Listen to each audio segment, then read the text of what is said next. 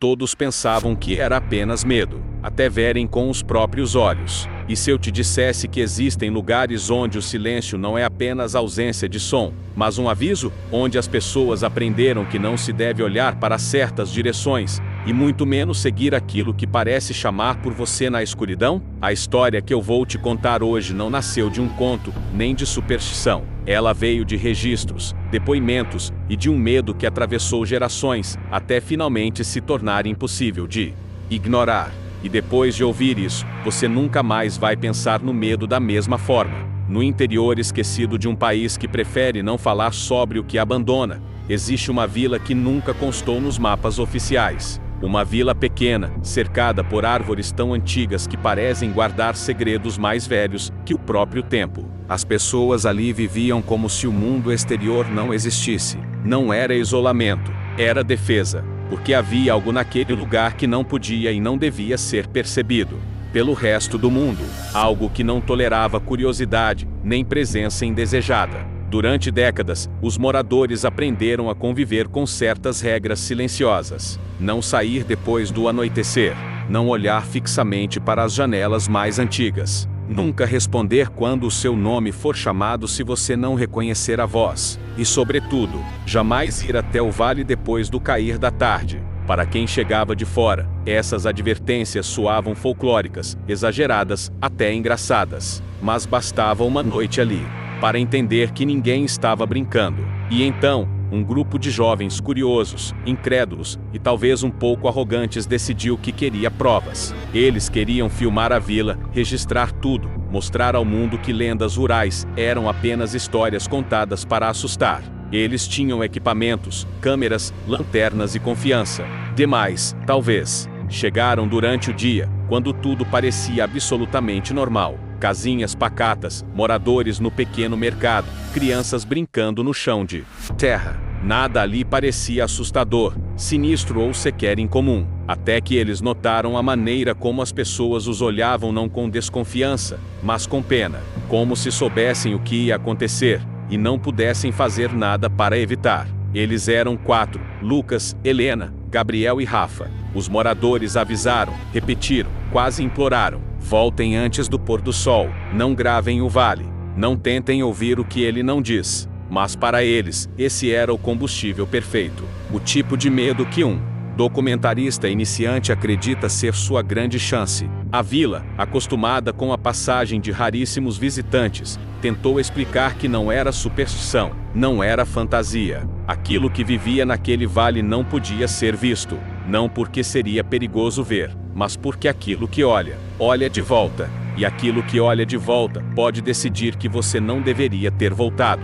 No primeiro fim de tarde, eles ouviram um som distante, como murmúrios misturados ao barulho do vento, mas que claramente dizia algo. Nenhum morador reagiu, ninguém olhou para a direção do vale. Era como se fingir que não escutavam fosse parte da sobrevivência. Foi Helena quem percebeu primeiro que eram nomes, não nomes aleatórios, nomes do próprio grupo, sussurrados, chamados como se alguém conhecido estivesse pedindo atenção, como se algo estivesse convidando. E, claro, eles seguiram, porque a curiosidade humana é mais forte que a prudência. Eles queriam ver, precisavam ver, e nessa busca, a primeira regra foi quebrada. O caminho até o vale parecia mais longo do que os moradores descreviam. A floresta parecia escurecer mais rápido, como se o sol estivesse sendo sugado pelo horizonte antes da hora. A cada passo, o som ficava mais claro e mais humano. Era um chamado suave, carinhoso, quase familiar,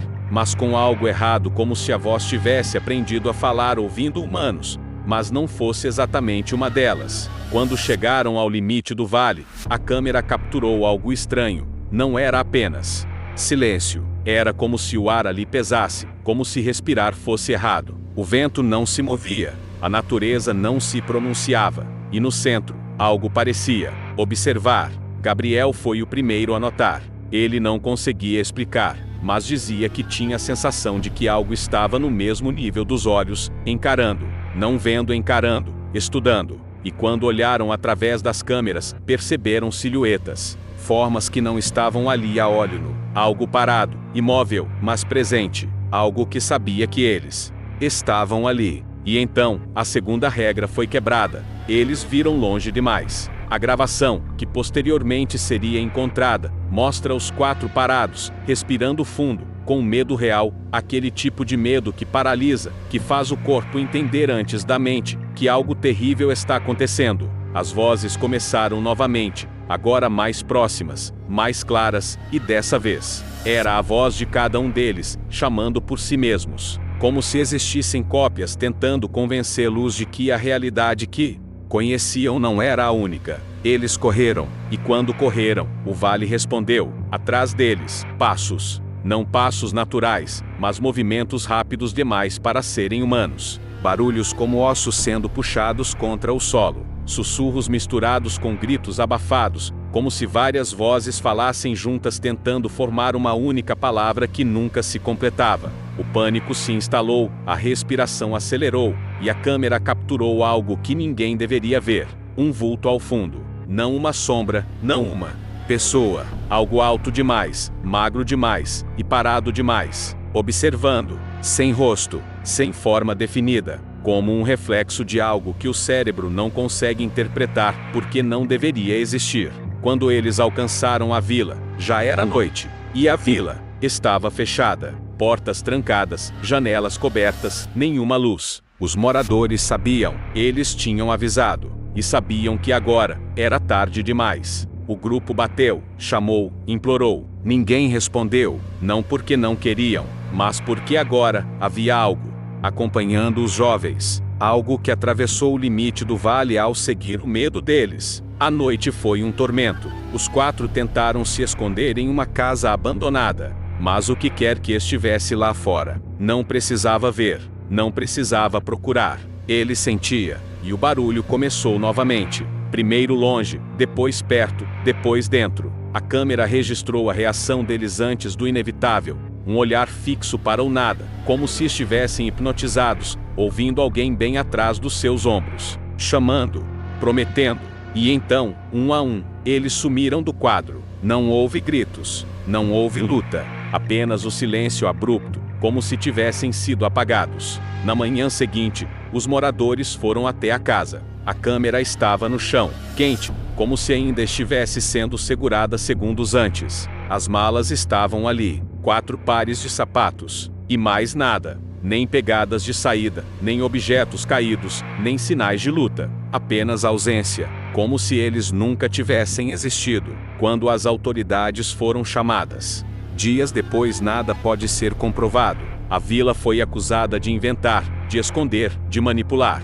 Mas ninguém da equipe de investigação teve coragem de entrar no vale. E ninguém ousou passar uma noite ali. As câmeras foram recolhidas, analisadas, arquivadas. Mas curiosamente, nunca divulgadas. Até que uma cópia sem identificação surgiu anos depois na internet. Sem autoria, sem origem, sem explicações. Apenas o aviso deixado por alguém que claramente viu o que não deveria. Eles avisaram, e nós achamos que era só medo.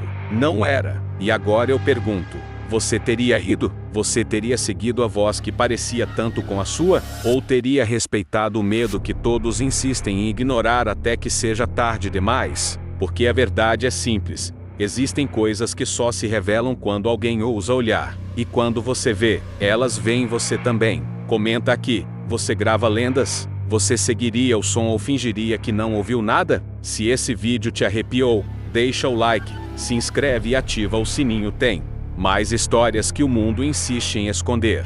E algumas delas ainda estão esperando para serem vistas.